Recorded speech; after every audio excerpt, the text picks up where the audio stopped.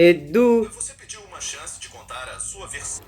você utiliza para entender milhões de pessoas? Qual seria a sua versão? Conta aí. Esse monstro acessível não faz falar com ele. Tudo bem. Quero que as pessoas me entendam. Tá, muito bem. Precisa para proteger em São Mariano.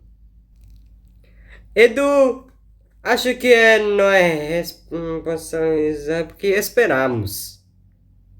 Tudo bem, ele não quis dizer isso. Ele está só tentando quebrar o gelo. Jeito engraçado de fazer isso. Você tem que lembrar que este homem não é responsável por aquelas mortes. Ele é Vítima psicológica do pescador.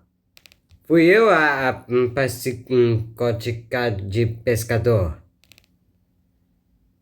Parece que pescador é perigoso debaixo do mar.